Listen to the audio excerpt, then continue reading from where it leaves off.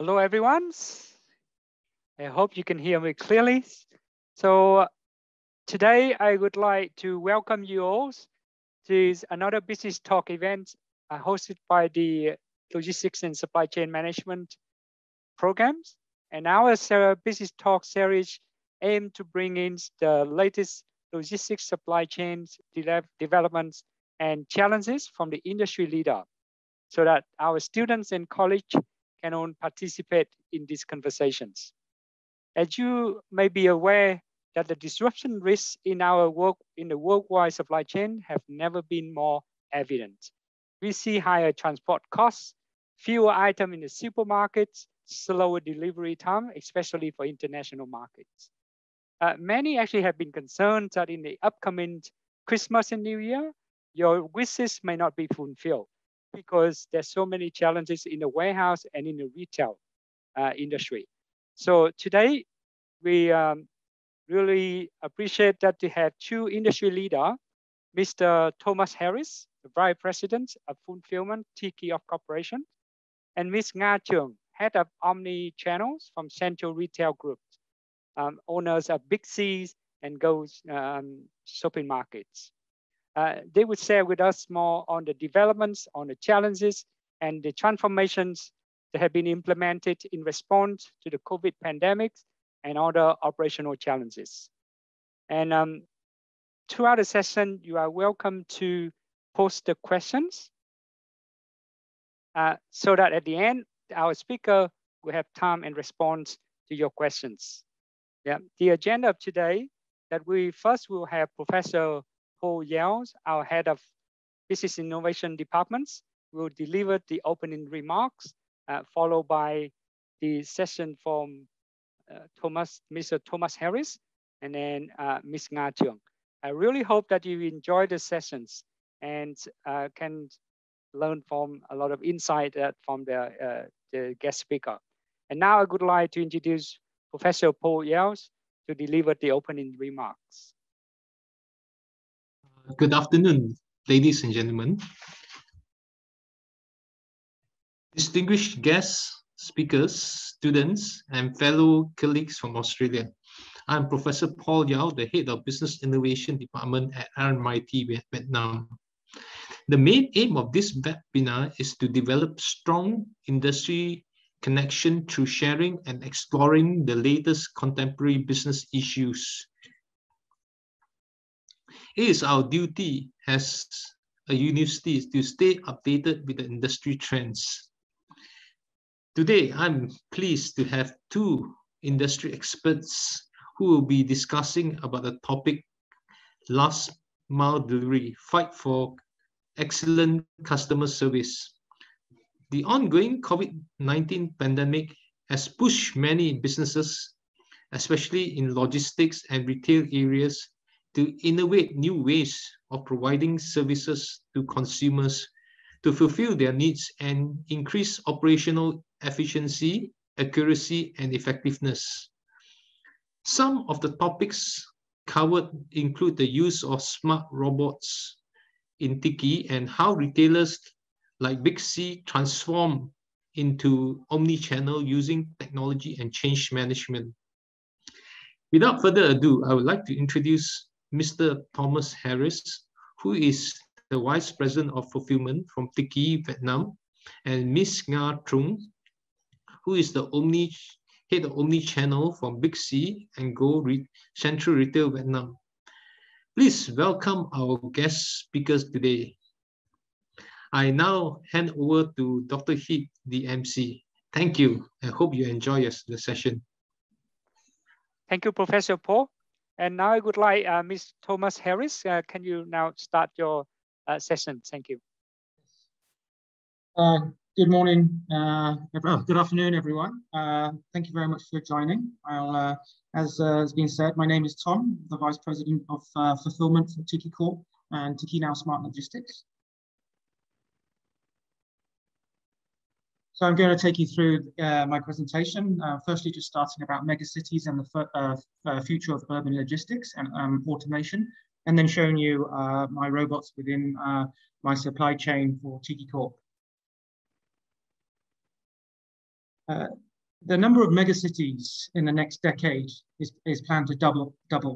In 2025, there'll be 90 new megacities, all in developing countries. 7 of these will be in China and 4 will be India. But it's predicted that Ho Chi Minh will be the fastest growing economy in the next 3 years. The total population megacities will be 640 million and 14% of the total urban population. As you can see here, the urban populations are growing 20 times faster than rural populations. As you can see, there'll be 57% of the population will be urbanized by 2025. The reason I share this is because more and more people are moving to the city, and this obviously causes huge problems from an infrastructure purpose, and most importantly, impacts our delivery and our ability to manage the logistics within megacities, especially the likes of Ho Chi Minh and Hanoi. The other impact as well is developing countries will account for almost 80% of the world's total urban population. As you can see it growing here year on year, and that developing countries will be around 80% of the total by 2025.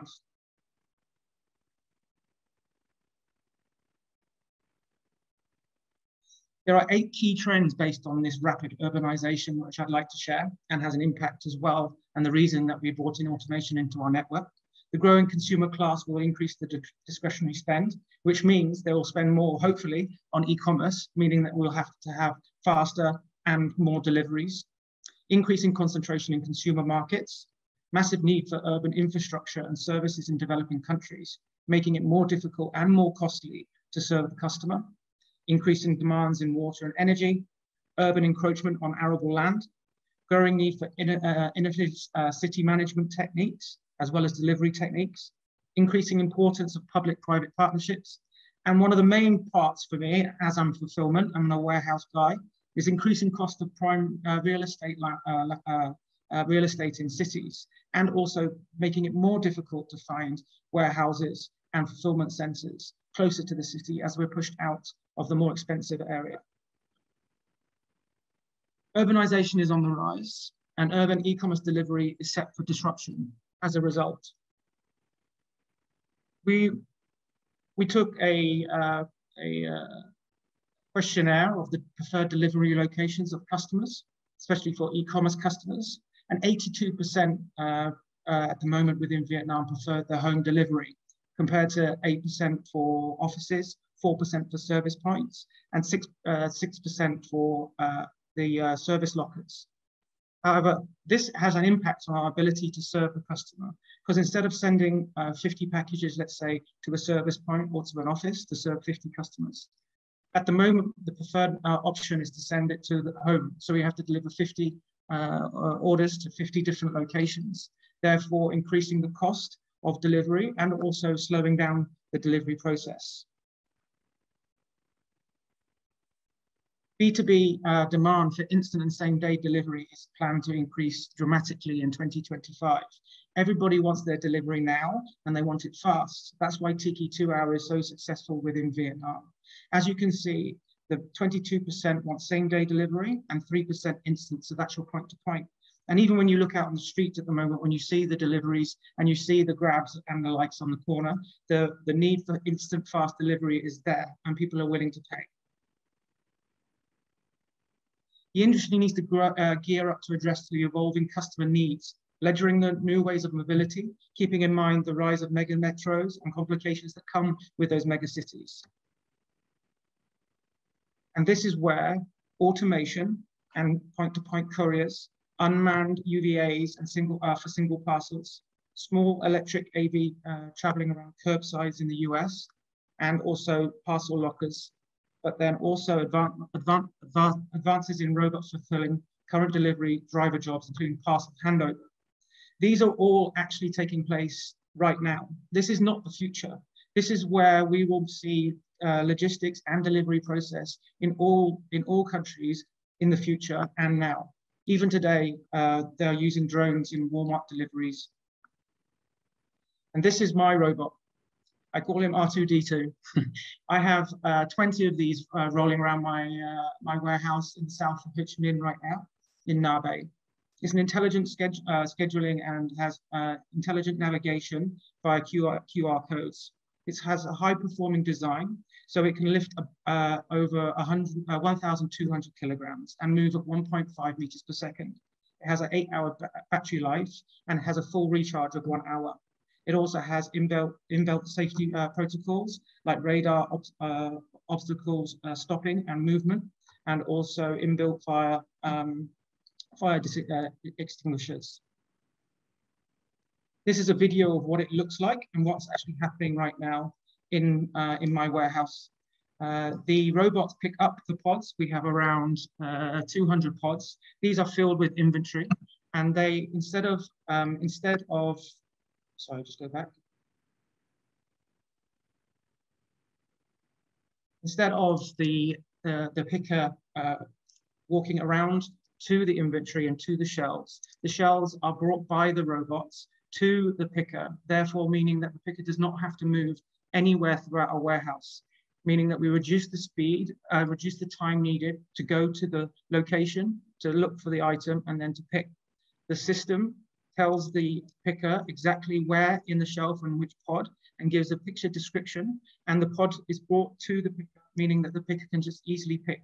This reduces the time needed for picking orders and increases the productivity dramatically. As I said, we have 20 automated guided vehicles with intelligent traffic control and multi-vehicle scheduling capability, removing the time of walking of our employees, ensuring the secure storage of inventory and assisting in the rapid process of stowing and picking. The task of moving inventory across the warehouse has been removed, and the team can now focus on more valuable areas of operations and their own personal development. The robots perform assignments at a greater speed and with less effort. They focus more on valuable touch points and gain greater efficiencies and speed up the entire supply chain. Accuracy, I can tell you, is 100% within the automated area, and we have 0 loss and 0 damage, reducing the need for expensive warehousing as well. As I stated, with this area, we have around, in total, we have 20,000 square meters in Nabe in the south of Ho Chi Minh. This area is around 500 square meters.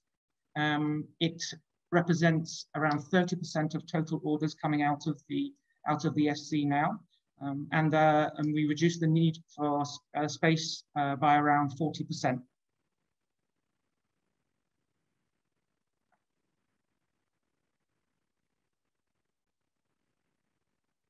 Some other key areas and key elements and KPIs. We've increased productivity by over 2 times, and we're aiming to increase productivity by 300% within the next quarter.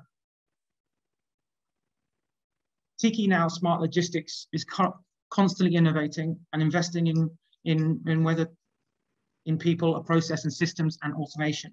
Given the success of the current automation project and the current disruption caused by the pandemic, we are looking to have around 50% of our network automated in the foreseeable future, including totally automated warehouses.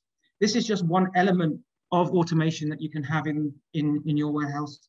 There is very large e-commerce companies in China that have full automation. So they will take the goods off the trucks. They will take the goods to the automated area. They will stow automatically. They will then have robots to pick out the order. The order will then be packed automatically by machines and then sorted to locations automated as well, therefore having no human touch point in the entire chain. So this element is just one key area that we've implemented in Tiki to improve the customer experience. We're currently hiring over 300 people in Ho Chi Minh alone in all areas of the business, including operations and technology. Automation is a solution of building an advanced supply chain and an appropriate long-term strategy to grow and better serve nearly 100 million Vietnamese consumers. Robotics during this time affirms Tiki and TNSL's priority for business development in order to bring the ultimate customer experience enhancing quality. We are increasing jobs for the Vietnamese people and welcome them to come join. Overall, the experience of automation has been extremely beneficial and a good experience for my whole team. From the day we started, we automated and completed the job within 4 weeks. And we have seen improvements from the very first day and continue to improve, not only in terms of productivity, but in terms of speed from creation of order to pick to pack and hand it over to last mile. So that brings it to the end of my presentation about automation and also the rise of the megacities. One of the main elements is that as it gets more costly, we have to become more efficient. And as it becomes more busy and cities grow, we have to become faster. And we also have to offer the best customer experience. So I thank you, and I'll pass you over Mr. Hip, Dr. Hip, and I will take some questions later. Very exciting talk, Thomas. Is very exciting looking at those robots. Like I can't remember back to Amazon's and some other company, right? They use robots in the warehouse. Yes. And I'm sure a lot of the students, they would ask questions about, you know, are we going to lose jobs because of the robotics? Thank you for that, and we will leave the questions at the end. Next, I would like Ms. Nga Trường, head of Omnichannel from Central Retail Vietnam, please. Thank you. The floor is yours. Hello everyone. My name is Nga. Today I will now share with you about how retailers transform during the pandemic and adapt to online shopping behavior of customer, and what are the difficulties of the logistics and operation for omnichannel for the traditional retailer. Before starting the presentation, I just want to present about myself. So I used to study in supply chain before as you in university, and then I start my career in supply chain for around 7 years, and then I changed to become the marketing in retail in Big C, and now I'm leading the omnichannel Big C, covering all of the indicator, including marketing, supply chain, and customer service. So now let's start the presentation and the sharing. Okay. So how retailer we are transformed during the pandemic. So I will start with the reason why you have to change. You used to know that the traditional retailer like Big C, Co-op, and Lotte, we are very old-fashioned and old. We do not have the technology. We do not have reach easily the Gen Z people. But now we have to change because the pandemic is coming and the customer come less and less in offline store. So we have no choice. Today, omnichannel is not a choice anymore for all the retailer, but it's a must.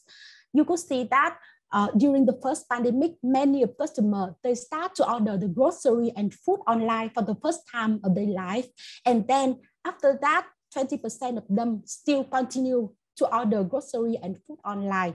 And you could see another reporting, they are saying that the millennial and the Gen Z, every day, they spend around 4 hours in the mobile. So that's why now all of our customers, they are in online and in digital. We have to catch them not in offline business anymore, and we have to find them, reach them also in the online. That is the reason why all the retailers, not only Central Retail, not only Big C and Go, but all of us, we are trending and we are pushing the omni-channel to pushing our business and also to maintain and grow our market share. So now I want to go to a little bit more detail. So how a retailer, they have to think about it when they want to transform. The first thing, they need to think about what the investment in the technology, because we cannot skip technology if we are talking about the transformation. The second thing is related a lot in the own retailer is people training, because our retail, in our people, our staff, they used to work in only offline business for the years and the years, for many years. And now we are asking them to change, to serve not only offline, but also to serve online business. So the people trending is one of the indicators that we have to take care, we have to think about how to do it and how to manage it. And the third point, the O2O, online to offline and offline to online optimization. Because for retailer, it's very, important to focus on the O2O optimization. It it will make us different with the other player in e-commerce. So now I want to go to detail of the technology investment. So when you talk about the technology investment, you know that we have many types of technology today, as Thomas has just shared to you, very exciting about the smart logistics, about the robotic. And I even very feel exciting when I'm hearing Thomas talking about that. But you know, to do the technology for omnichannel, we are not only have a focus on supply chain, we have many things. We have the front end that we need to work on the customer journey, on the application, how to build an application, how to build a website for customer. What is the customer journey on the application and the website to give customer the most comfortable to shop in your application and website.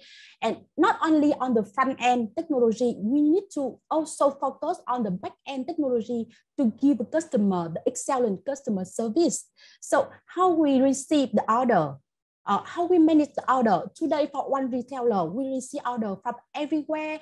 We have application, we have a website, but we have also our mall in the, for example, in Big C, we have also selling through Tiki. So we have also the order from Tiki, we have also order from GrabMart, we have also order from Now and from Baymin, for example. So we have many different channels.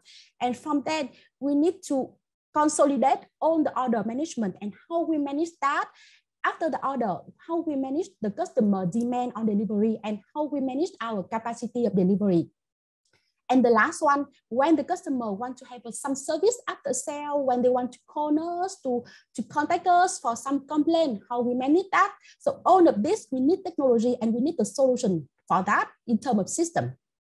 And then talking about data, you know that today data is the key, data is the goal of all the company, and especially for retail, we have a very big data of customer and purchase history. How we consolidate this own data from different channels, from different way of shopping of customer. We need to consolidate that, use, and then not only consolidate, how to use that and how to optimize that. It will be a question in terms of marketing. We need to use data to segmentation our customer, and based on the customer segmentation, we need to understand what is the customer touch point, the media, where we could find our customer, and how we lead them in the shopping journey to convert them to become our customer, and then make them to become the loyal customer. So all of that, we need the system and need the solution of technology, and we need to be ready to invest in terms of resource and in terms of the budget. Okay, the second point that I have mentioned at the beginning is how we train the people. Our people today, for example, Big C and Central Retail, we have around more than 8,000 people staff in overall Vietnam, in 26 provinces in Vietnam, and 8,000 people, they used to work only for upline business from the back office, from the headquarters to store level. So how we train them, how we make them understand that today the omnichannel, the online business is a must, not a choice anymore. So that's why we need to transform them. We need to do the new structure, the organization, and we need to convince them not only by just showing them a picture or just talking to them, sharing them in a meeting, but we need to do it daily, every day, every week. For example, today, when we run the omnichannel in Big C, we have to do the weekly meeting with every store manager of Big C in nationwide Vietnam to train them, to show them the reporting, to show them the new indicator to follow. Because, for example, they only follows on the offline indicator before, but now we are asking them to, you are not only following the indicator of offline, but you have to follow all of the new indicator to make sure that the online business will run well. So we have to coaching them, spend time to them, but not only coaching, not only spend time, but we also need to define the clear SOP for all of the offline business so they could follow. And last but not least, when we talk about the trade management, when we talk about the people management, we always need to talk about the KPI and the bonus, because the people, when they are working, they need to be pushed by very strong motivation. So KPI and bonus in online business is a must to make them more motivated with online business. Okay. The first one I want to share about the O2O. So I want to use where I think it's one of the word that you will hear sometime. O2O, online to offline, offline to online, is very important for us because, you know, especially for grocery retailer, we have a very small margin. So that's why every time when we build the online business, you know that to build the online business, we need to invest a lot in terms of technology. So for O2O, how we could optimize the cost, why we need to expand and develop and grow very fast. So O2O is our solution. We want to transfer our offline store to become our online fulfillment. But it means that not only transfer 100% of offline store to become one online fulfillment, but in the meantime, one offline store, they have to cover so one fulfillment center to at least 20 kilometers of the order, 20 kilometers from store. And also for the delivery, today our store offline not only the online fulfillment, but it's also our hub of delivery. So from that, we deliver to all of the customer from nearly 20, 30 kilometers from our store. So really now what the job that we are trying to do now is to transform our offline store to become an online machine in fulfillment and delivery. So I want to now to come to the second topic that I want to share a little bit more with you about the last mile delivery, because the webinar topic today is last mile delivery. And so I want to mention about three key points. The first point is on-demand delivery expectation. And the second one is how we are organized for delivery fresh product. For example, butchery, the vegetable, etc. So it's very, how to say, the franchise product. So we need to be very careful in how we organize that. And the last point is about how we are working on the system and the productivity for last mile delivery.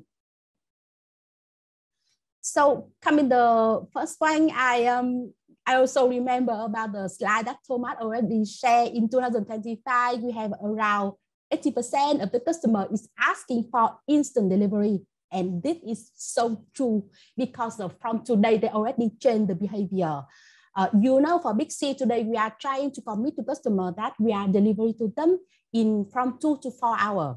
But even that, we cannot answer all of the demand, especially for food, because they used to use the on-demand delivery platform like GrabMart like now to order the F&B product. And for grocery product, like Big C, for example, we have a similar characteristic of the product. That's why the customer always expect to be delivered in 1 hour, in 2 hours. And some of them even want us to follow the slot of delivery they want to choose. It means that we have to follow the customer demand to arrange our transportation and delivery instead of we deliver to them based on our capacity. It's totally changed now.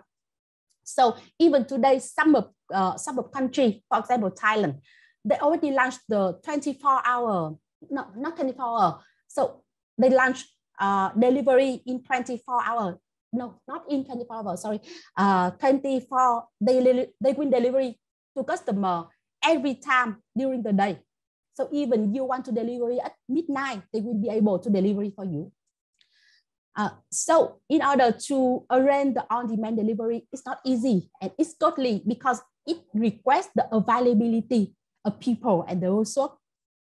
So we need to organize how we, instead of today, as I said, today, instead of we arrange the delivery based on our capacity, we have to arrange our delivery based on customer demand.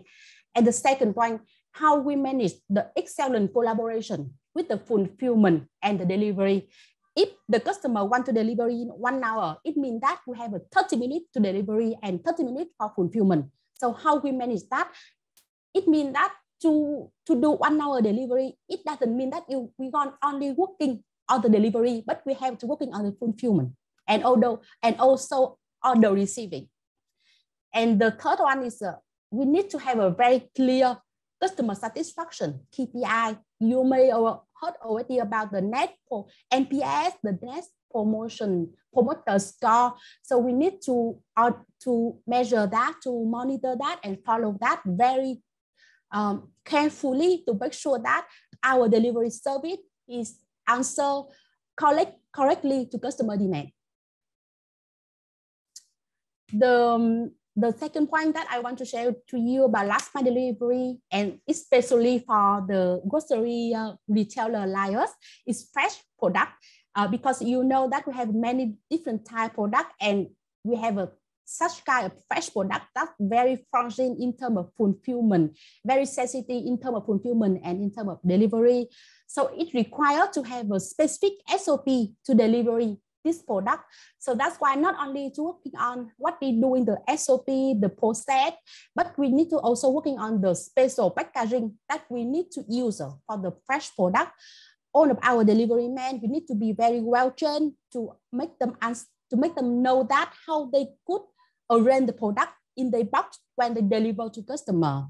And the third one is about the route optimization and planning, because if we bring one fresh product, like let's say battery in outside during 1 hour, the battery cannot keep the same quality than before, and the customer may refuse to receive the product, and that impact to the customer experience. So this requires very specific SOP that we are need to working on, improve every day to bring to customer not only the product at the right time, but with the right quality also.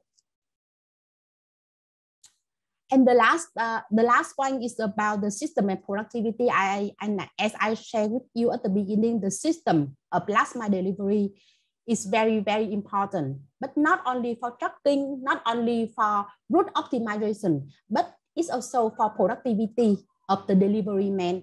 Because today, you know, even in Vietnam, it's not easy to find the solution of last mile delivery. So I think that all of the e-commerce today, they are building the last mile delivery solution by themselves. And that's why it's one of the points that it's quite difficult for the retailer, for us to find the partner in last mile delivery solution system in the market in Vietnam today. So that's why we continue to working on that, but many difficulty and many challenging in terms of delivery that we are facing today. So that's all for my sharing today. Hope you enjoy it, and let me know if you have any questions. Thank you, Nga. Really, really exciting and interesting story. And I think one of the key points you mentioned in your presentation is that the customer are getting more impatient. Yeah. They want everything immediately. So we're talking about 1 hour from Tiki, 2 hours from Tiki delivery, and even with supermarket. And also Big C have to deal with a lot of fast food and things that need to be delivered fast, and no longer what you meet your capability, but actually you have to meet your demand, the customer demand. So a lot of interesting points there, and we also highlight some of the issues. We have quite a number of questions, so I would like now to pass to Dr. Majo. Please forward some of the questions to the speaker, so they can share more insight to those questions. Thank you, Majo. Thank you, Hiep, and thank you, Tom, and thank you, Nga, for your fantastic and inspiring talk, which is actually very eye-opening for many of us. So let me ask one question to Thomas right first, without wasting any of the time. Tom, automation, it's always cause loss of jobs, or that is what people worry. So what do you think? What is your opinion, or what is your comment on that?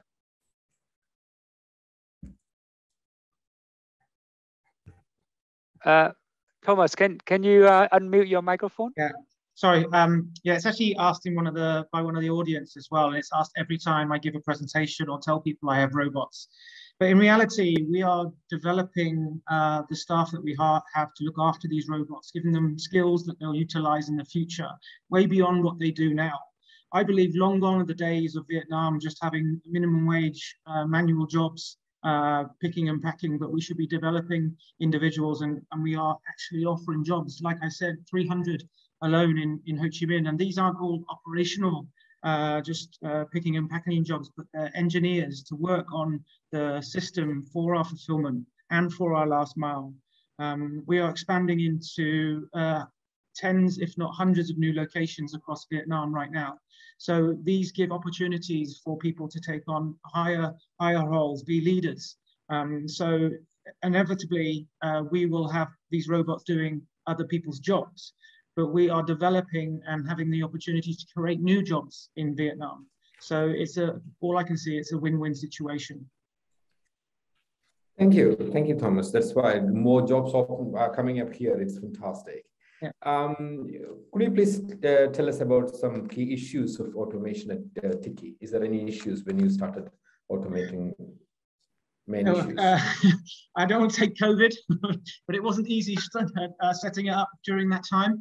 Many challenges when setting up automation. Obviously, you have the initial investment and trying to really calculate the return on investment and whether it's a good idea to flick that switch and actually bring it in. Also thinking about the team, what's the impact on the team, because everyone thinks that question, if you're bringing in robots, what's happening to my future? Because just like the questions asked to me, people think about it when it happens. Honestly, one of the key difficulties was one of the tech aspects. So linking our WMS with their automation system. That was a big challenge. And surprisingly, it was actually the supply chain as well, getting the robots and all the equipment here from China, getting it through customs, and then getting it into my warehouse for it to be set up. And also getting the people to come over and were allowed in. But once that was all done, that was a very difficult part of the whole process. But once it was in here, setting it up and getting it running was extremely quick, extremely simple. And as I said, with the level of speed that we see with the robots, the level of accuracy, the level of picks and the productivity that we're seeing, it's actually, once it's running, I don't see any problem at all at the moment. Thank you, Thomas. Audiences, please, you can write your questions in the chat box and send to me so I can have a look at it. Ms. Nga, we would like to ask you one question about the data collection. So you have been collecting data. So is that data only from your own stores, or are you have any collaborations of purchasing any data from outside to know about the customers? Yeah, sorry, I mute microphone. Yes, today we are only focused on our data because we are retailer, so we have a very big data.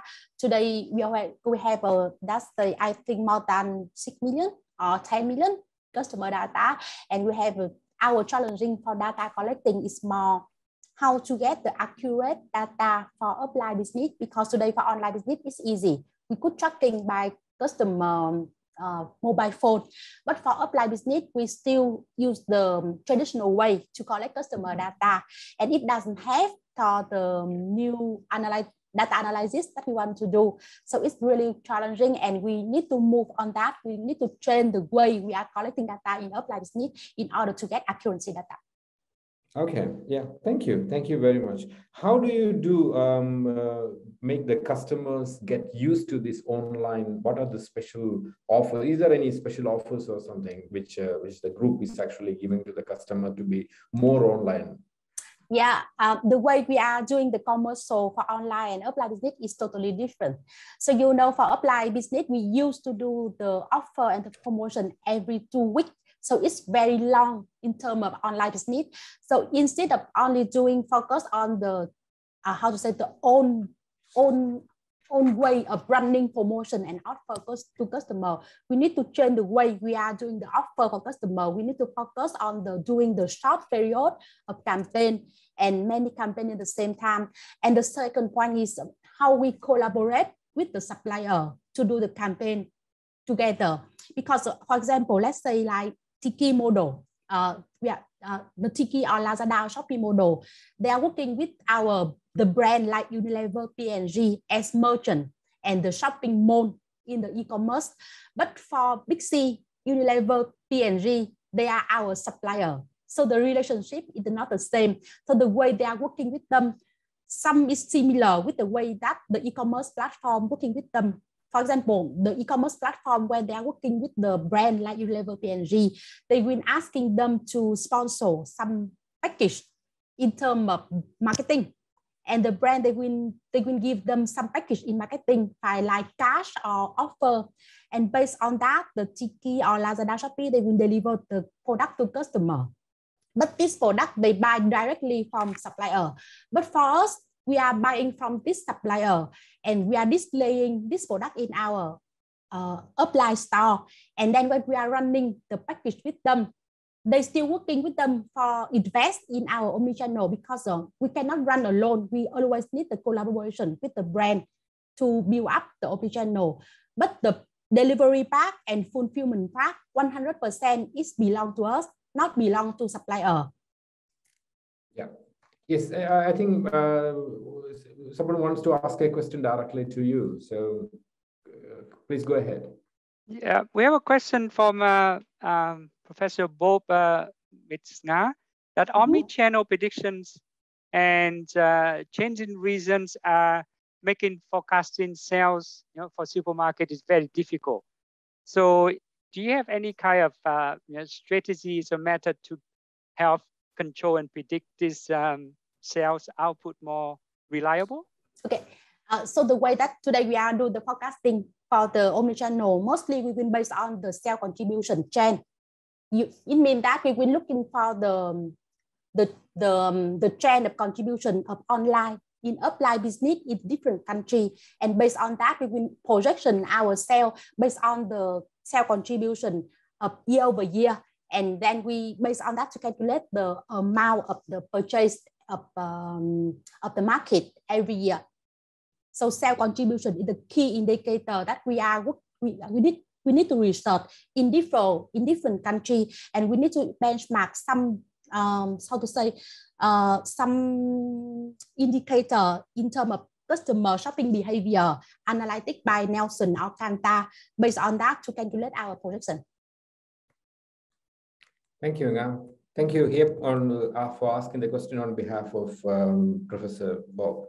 Tom, I would like to ask you, now everybody is talking about alternative energy, electric vehicles, electric trucks, etc. Do you think that in the near future, Tiki will be considering, electric, something environmental friendly? I think it's a kind of economic as well.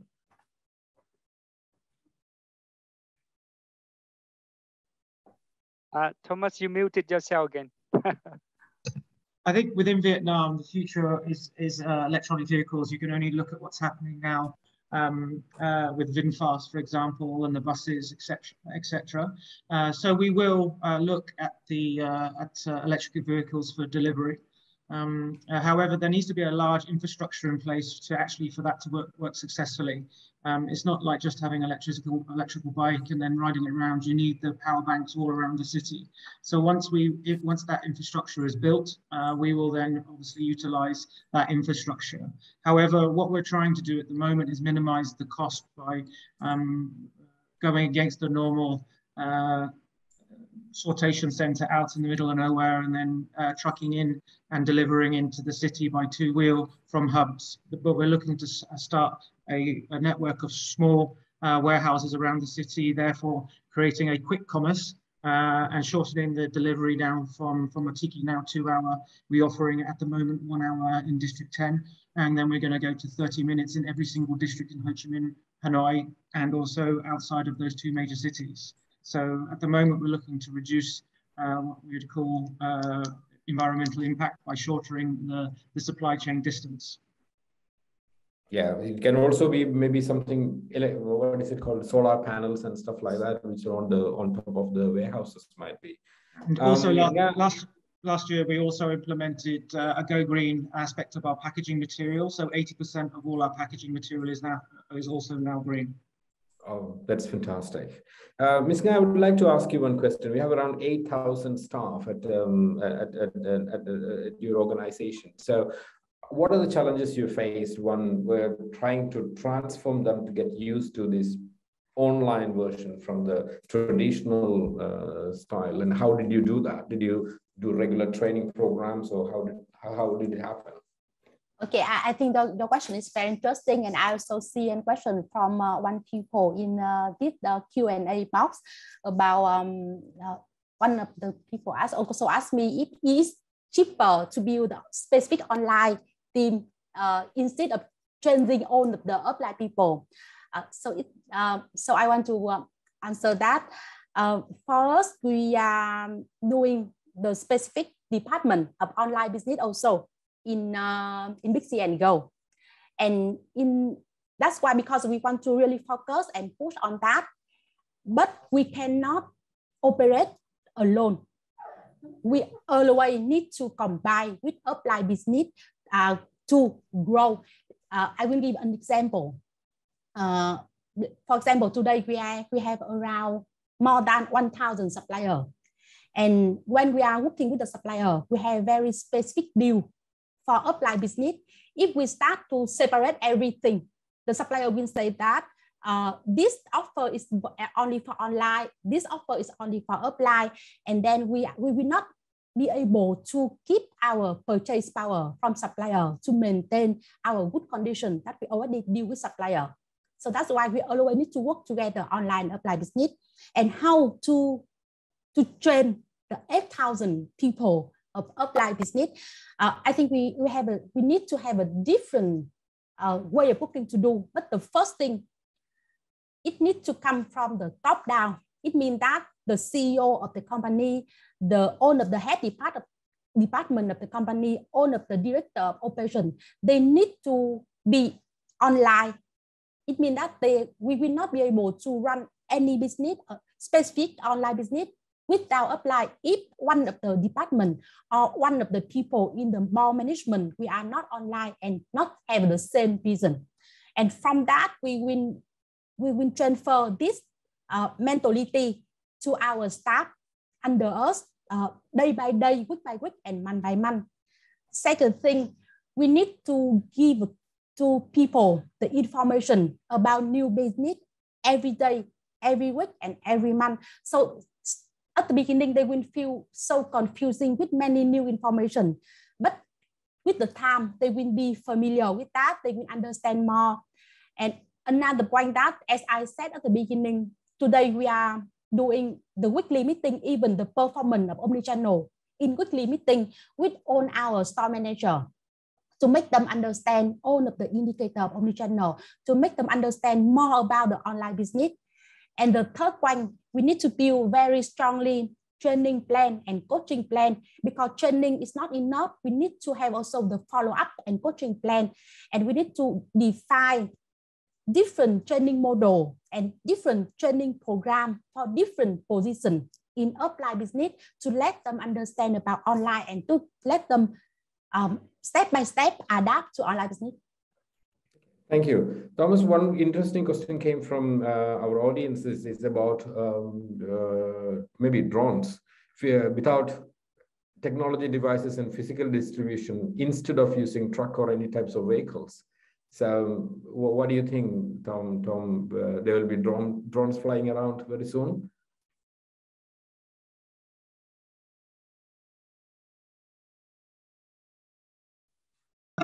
It's in Vietnam. I don't think we're going to have drones shooting around the city, even though I do see some video of drones going around at the moment.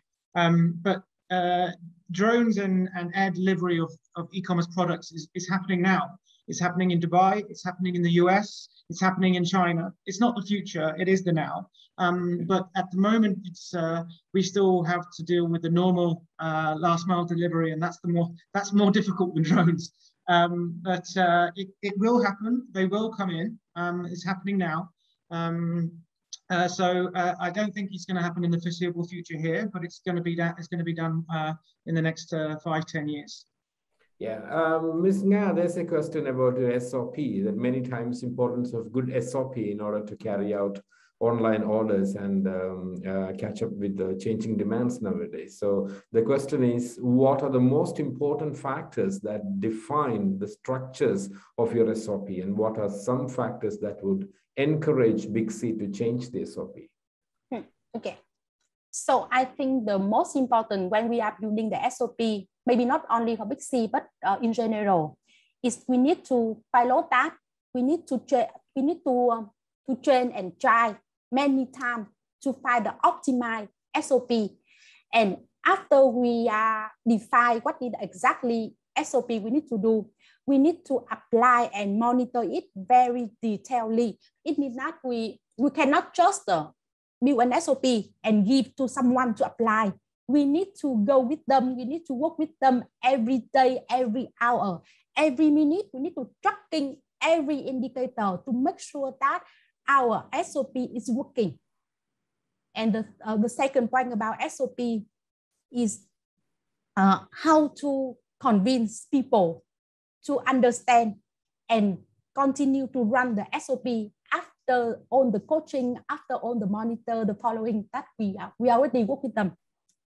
Thank you. This question is for both of you. Very interesting question. So the question says that the production for the latest one, they need the latest technology. So are you guys looking for very young people to employ only young people with certificates and skills? I mean, age is going to be an issue or not?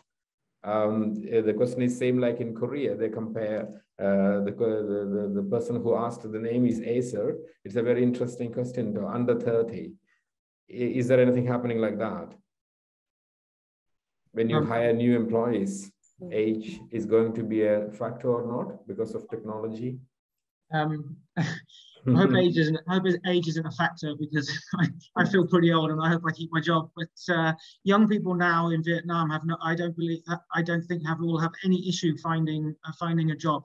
We are crying out for highly educated young individuals to on back-end system engineers, front-end engineers.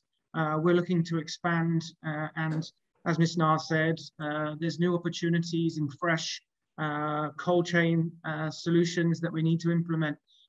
We need people to look after our robots and also work in our warehouses. We're expanding dramatically in Vietnam. So for under 30s right now, I don't see any problem with them finding a job or having an opportunity to work in a company like Tiki, because I'm an ops guy, you know, that old man kind of ops guy. And then, but these guys, there's 300, 400 engineers in the office, all are going crazy, making changes left, right, and center, and it's incredible. And I like to think Tiki is not selling things; it's a tech firm. So I don't think there'll be a problem in the future for youngsters, especially coming out of RMIT. Okay. Ms. Nga, there's another question. Identify some critical factors to successfully scale up LMD for retailers in the national-wide scenario. Okay. So one of the critical and challenging for us to scale nationwide is that it means that we need to start to do the fulfillment center from the province that we do not have any startup line. And when we start to work to talking about the fulfillment center, we are start to talking about the volume of the product and the cost. It means that if we cannot reach some kind of volume of the business, we will not be able to do the fulfillment center. But if we cannot start to do the fulfillment center, we will never have the volume of the business. So it's difficult for the commercial to define when and where we will start the business in nationwide. So thank you very much. I think we have, it's nearly time. We actually crossed the time. So it's a fantastic opportunity. And I would like to invite our Professor Paul Eo to give a word of thanks. Before that, I would also like to invite all the audiences for the next webinar, which will be happening a couple of weeks later. So we'll be giving the information very soon. Professor Paul, could you please come up and say a word of thanks? Yeah, you can see here right now, Hi. the cybersecurity one, which is very, very important. And we have experts coming from Australia. Professor Matthews Warren, he's the director of our center, RMIT Center for Cybersecurity. And all of the experts are here. So it will be a great opportunity for you to listen to experts like we heard it from experts today. And that will be also a fantastic opportunity. So we'd like to encourage you guys, all of you, to attend this event as well. I would like to hand over to Professor Paul. Thank you, Majo. On behalf of the Business Innovation Department, I would like to especially thank Mr. Harris and Ms. Chung for their interesting presentation and for sharing their expert knowledge to RMIT students and staff. The issues presented today will surely help our students to expand their current logistics discipline knowledge and be aware of the ever-changing challenges in the real business world. They are very informative. I would also like to thank the students and staff who participated in these sessions. Thank you all for your interesting questions. Thank you, Mr. Harris and Ms. Chung, for your insightful answers. Mr. Harris and Ms. Chung, we hope to continue to work with you in the future. With this, I end this webinar and I hope to see you again in the next webinar series. Thank you and have a nice day. Thank you for all the participants and thank you, everybody. Thank you.